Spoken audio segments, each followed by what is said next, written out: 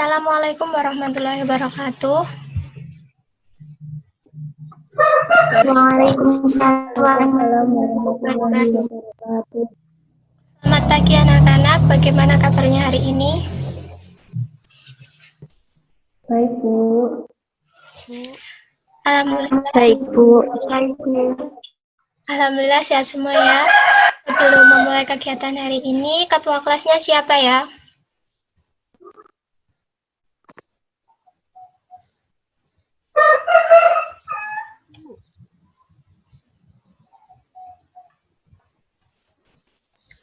Saya, Bu. Maaf. Silahkan ketua kelas memimpin doa. Sebelum memulai pembelajaran kita pada pagi hari ini, mari kita berdoa terlebih dahulu. Berdoa dimulai.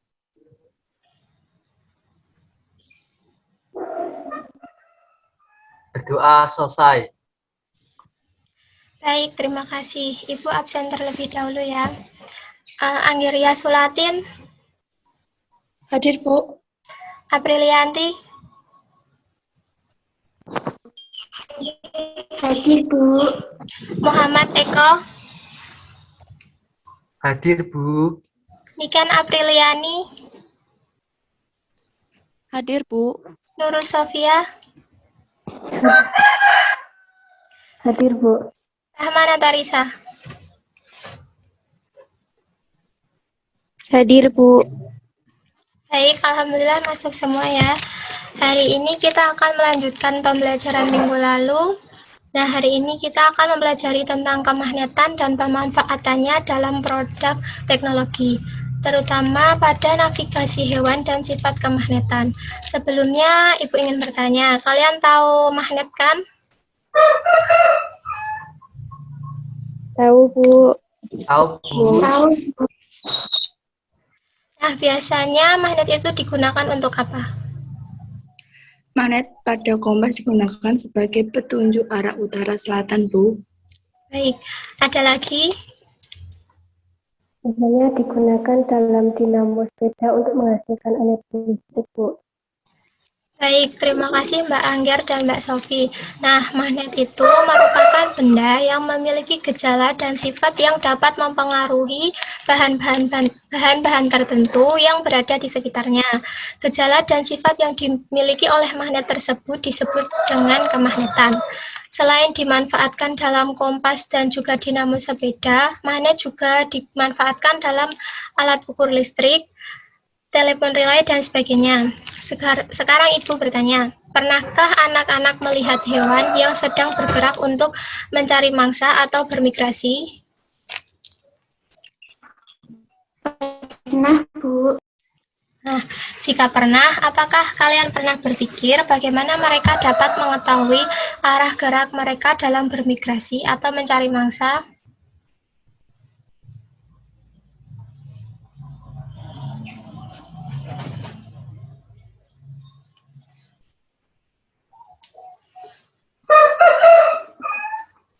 Ada yang tahu kenapa? Hewan itu menggunakan prinsip kemagnetan, ya, Bu. Ya, benar ya. Hewan itu menggunakan prinsip kemagnetan karena magnet itu terdapat dalam tubuh makhluk hidup sebagai alat navigasi.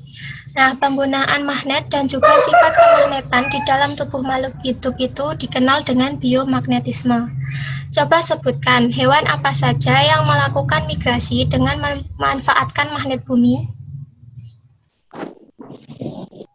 Burung dan penyu, Bu. Ya, benar. Untuk lebih jelasnya, perhatikan penjelasan itu ya.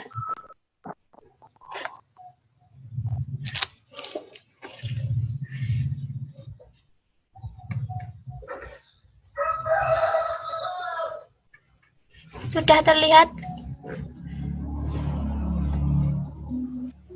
Masih proses. Nah, udah, Bu.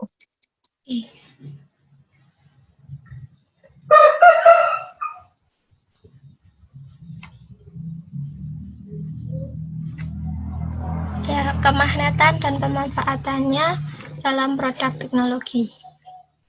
Nah, bagaimana hewan itu bermigrasi? Nah, kehidupan makhluk di bumi dipengaruhi oleh medan magnet. Medan magnet bumi merupakan daerah di sekitar bumi yang masih dipengaruhi oleh gaya tarik bumi. Sebagian besar hewan memanfaatkan medan magnet bumi untuk mempertahankan kelangsungan hidup mereka. Hewan mampu mendeteksi medan magnet karena dalam tubuhnya terdapat magnet. Dan seperti yang Ibu katakan tadi, fenomena itu disebut dengan biomagnetik. Yang pertama, migrasi burung. Beberapa jenis burung seperti burung elang dan burung layang-layang melakukan migrasi pada tiap musim tertentu.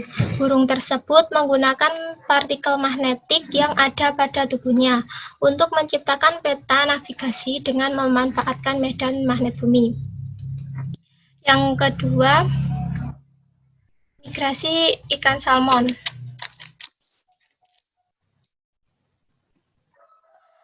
Ikan salmon memiliki kemampuan untuk kembali ke aliran sungai air tawar tempat awal mereka menetas dan tumbuh setelah berenang ribuan mil mengarungi lautan.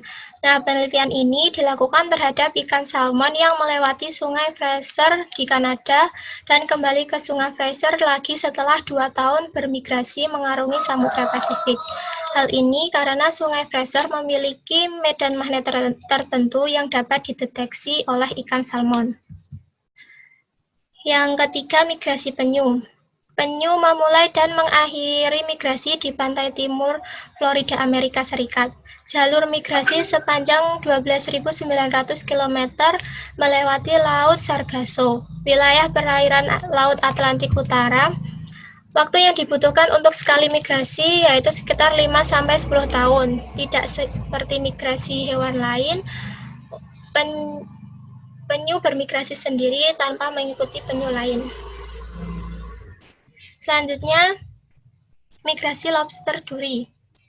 Peneliti Kenneth Lohman juga mengobservasi kemampuan lobster duri untuk mendeteksi medan magnet dengan cara meletakkan lobster duri ke dalam bak air yang dapat diatur medan magnetnya. Setiap kali medan magnet diubah, lobster akan menyesuaikan diri untuk tetap bergerak menuju arah kutub utara. Hasil dari observasi tersebut membuktikan bahwa lobster duri mampu merasakan medan magnet bumi untuk membantu migrasi yang dilakukan dari lepas pantai Florida menuju lautan lepas yang lebih hangat dan tenang di setiap akhir musim gugur. Oke.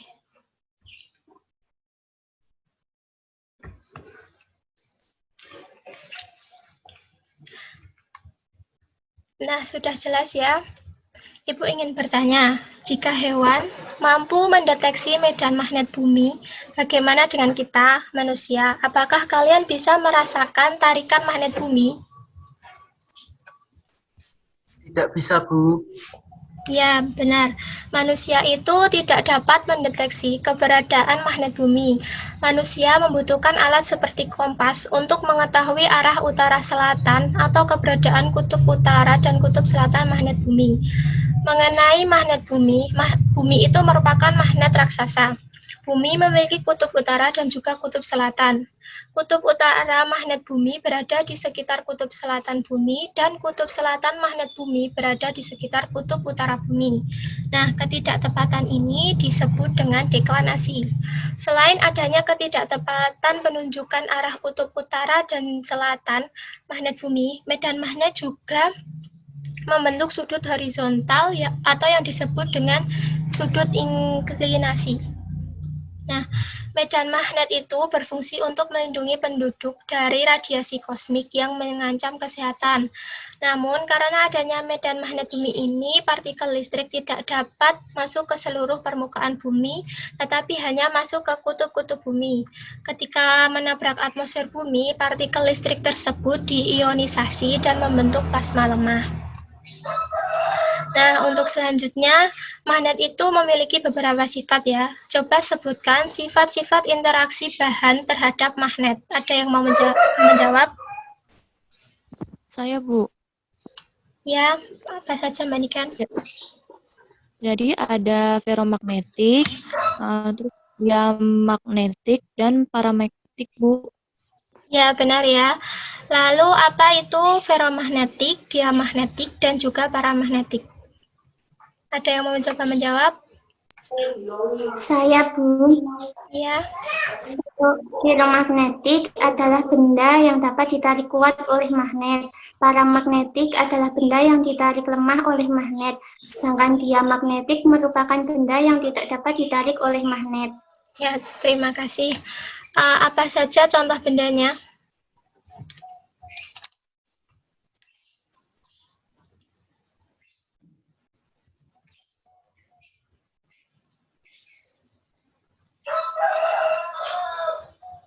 Saya Bu, Ya, contohnya yang feromagnetik itu besi dan baja. Yang paramagnetik itu contohnya magnesium, dan yang diamagnetik itu contohnya perak dan emas. baik, terima kasih Mas Eko. Nah, di sini Ibu ada beberapa gambar contoh benda yang dapat ditarik ataupun tidak dapat ditarik oleh magnet. Coba kelompokkan benda tersebut berdasarkan sifat interaksi bahan terhadap magnet.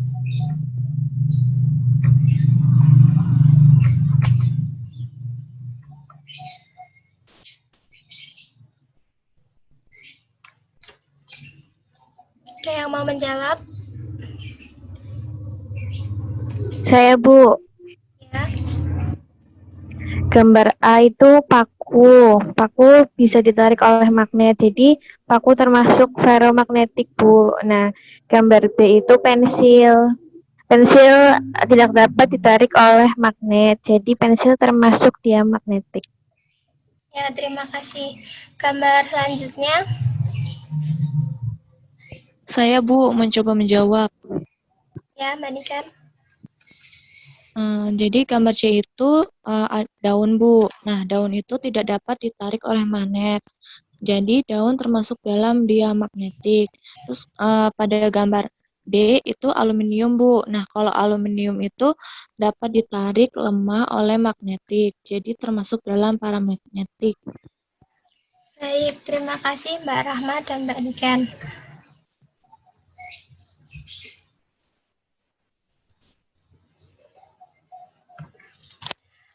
Untuk lebih jelasnya mengenai navigasi hewan, kalian simak video berikut ya.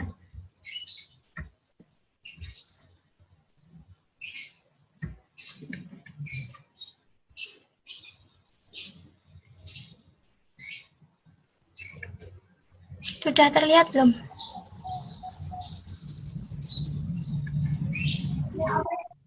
Sudah Bu. Sudah, Bu.